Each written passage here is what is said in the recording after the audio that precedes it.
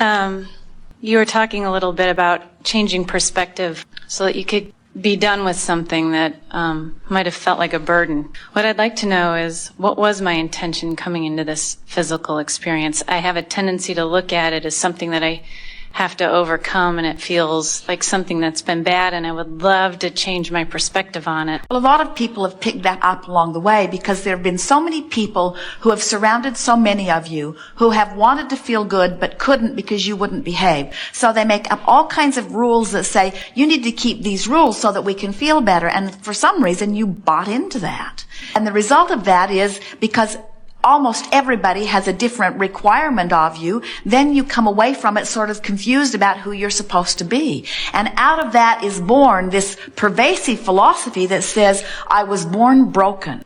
I was born inferior. And I was sent here in order to improve who I am so that I could then be better. And we say nothing could be further from the reason that you came forth into this physical experience.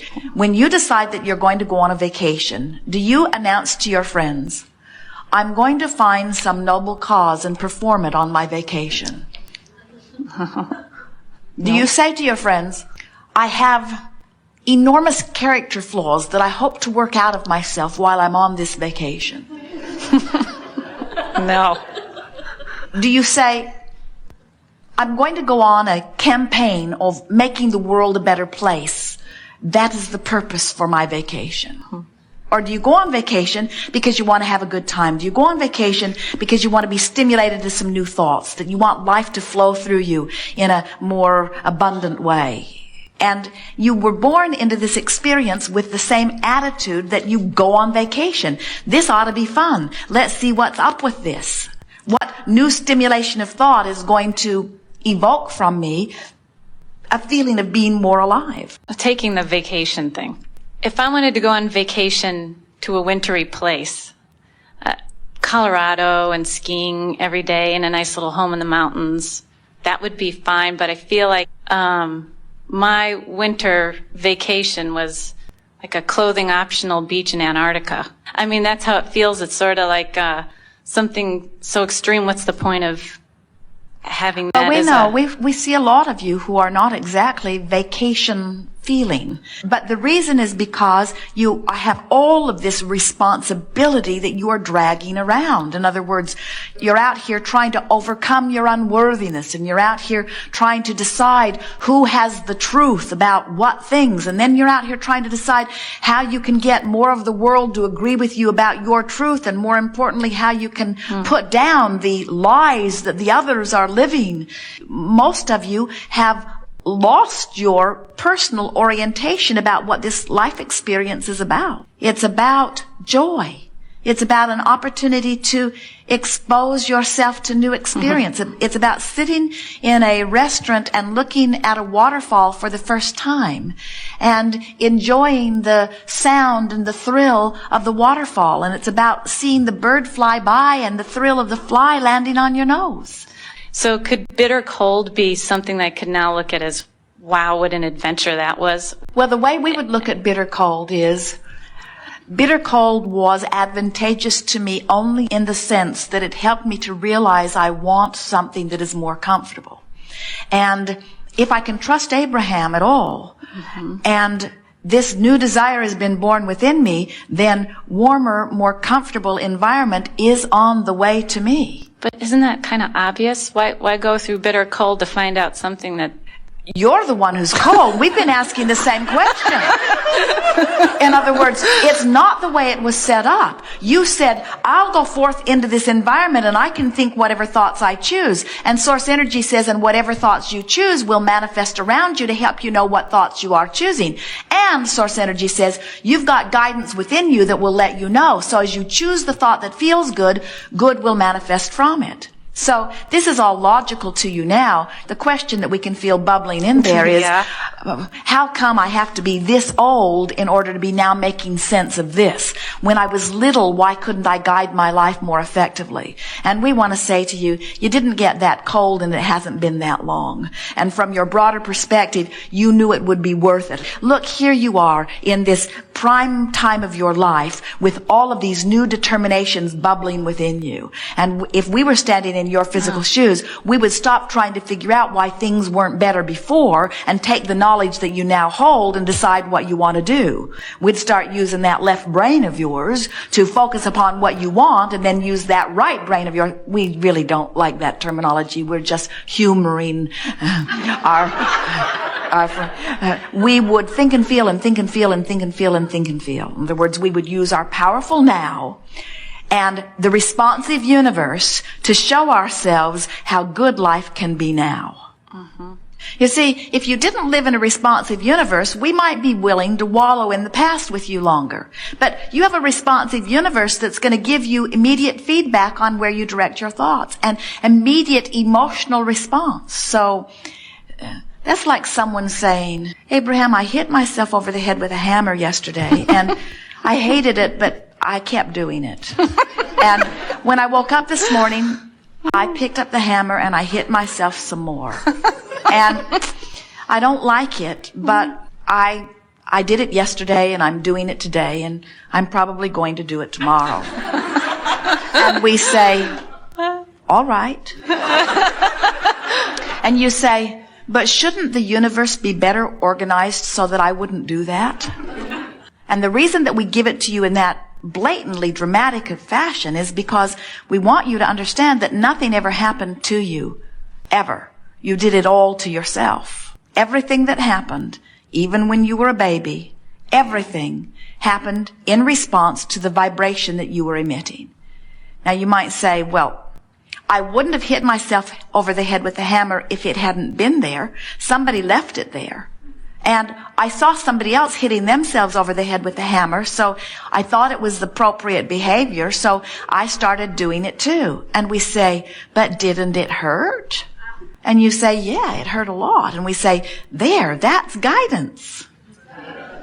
And so the question that we really want to ask everyone is, at what point did you get separated from your ability to say, this hurts me? I don't want to do this. This hurts me. And different ones of you have different degrees of willingness to endure, you see.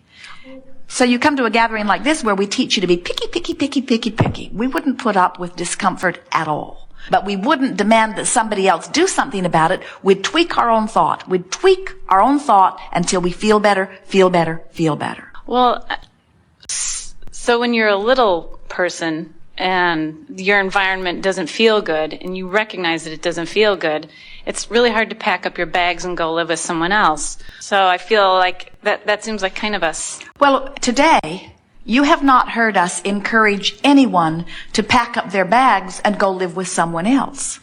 Right. We've encouraged every one of you to stay right where you feel you have no other choice of staying, but to find some way of looking at it that feels better to you. And that's exactly what all children in those situations do. What I'm wondering is, did I come here knowing that that was going to be my environment? And if so, why go there?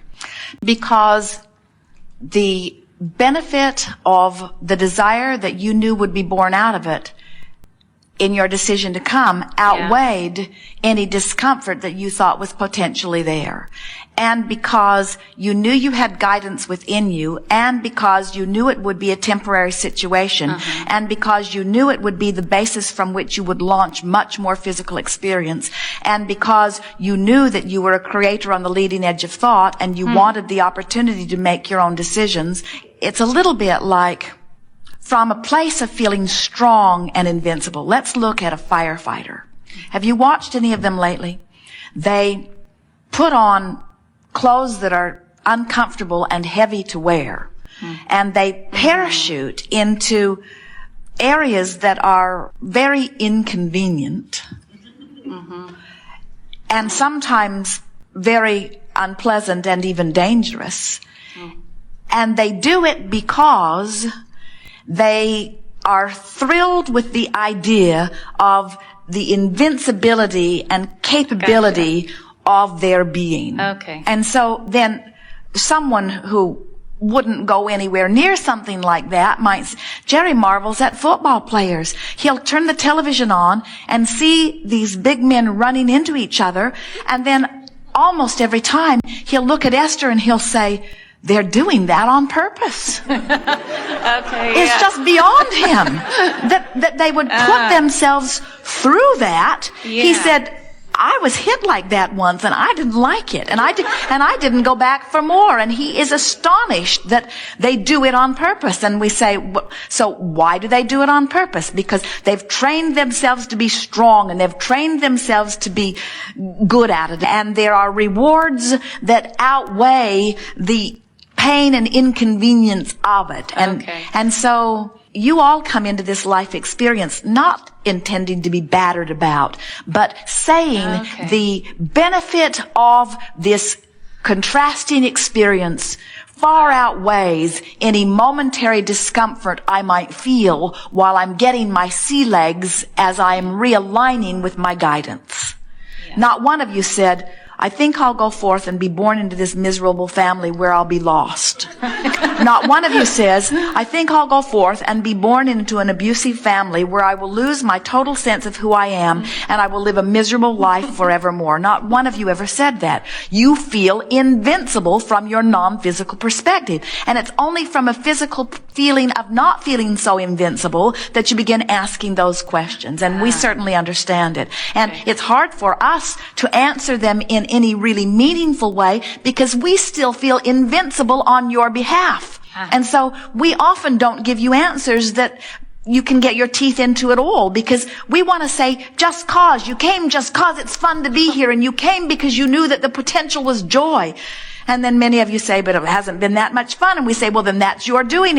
And then we're nowhere because we want you to return to your feeling of invincibility, but you're the only one who can do it. We can't zap you with it. We can remind you of it. We can tell you stories about it. We can point to others. We can coax you up the emotional scale. And in time, it is our promise to you that you'll return to this glorious place of self-sufficiency and utter feeling of well-being, and you will bless every miserable moment you've had along your way, because all of it is part of who you have become, you see. Yes. Good.